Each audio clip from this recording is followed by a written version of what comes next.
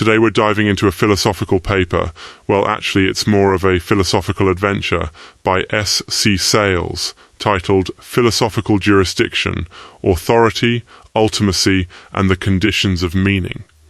So let's start with the big question Sayles tackles, because, wow, it's a doozy.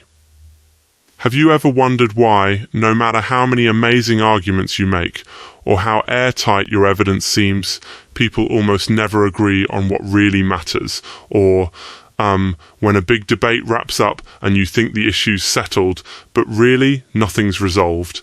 That's right at the heart of this study.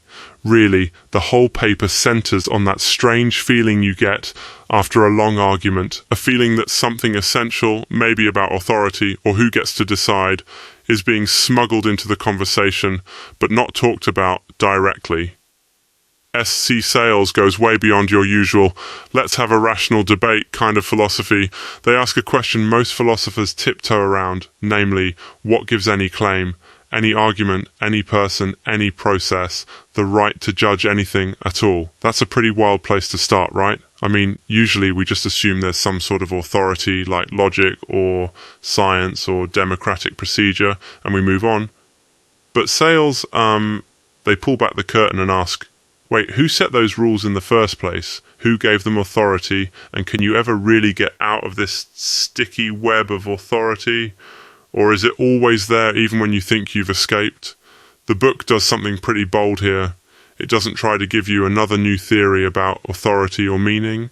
Instead, it zooms in on how arguments function when stakes are high and the topic really matters. Sayles uses what they call a three-part structure.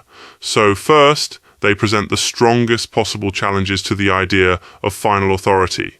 Think big stuff. Reason, science, procedure, autonomy, even technology and pluralism, all these are given their best shot at escaping the question of ultimate authority. But then, here's the twist. Instead of judging those arguments based on how persuasive or, I guess, how rhetorically powerful they are, Sayles puts them through what they call jurisdictional criteria.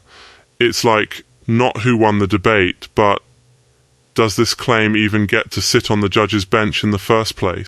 The paper isn't trying to tell you what to believe. Sayles is pretty explicit about that.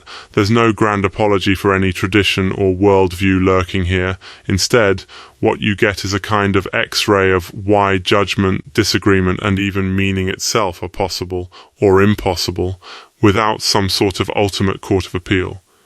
Whether we talk about it openly or try to hide it, Sayles says, there's always something or someone, somewhere, acting as the final referee, even if it's concealed beneath layers of process or pluralism. Even when we claim to be free from authority, it sneaks back in real quick.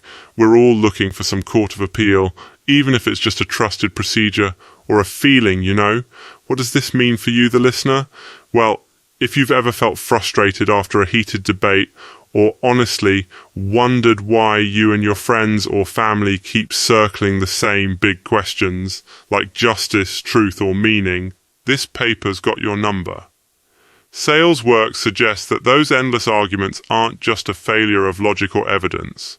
Instead, at some deep level, we're wrestling with hidden authorities, sometimes unnamed, sometimes denied outright. You're not just arguing about facts, but about whose rules count and who gets to judge. That's kind of liberating, I think, because it means when you hit a wall in a big conversation, it might make sense to ask, wait, what's the court behind these arguments? Who's really being appealed to? The real power of Sayles' work is that it invites us to reflect on what it takes for our judgments and disagreements to even matter.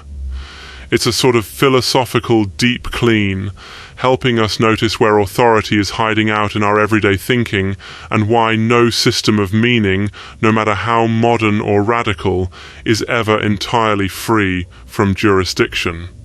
So next time you find yourself in an argument that seems endless, maybe just ask, what's the hidden authority here?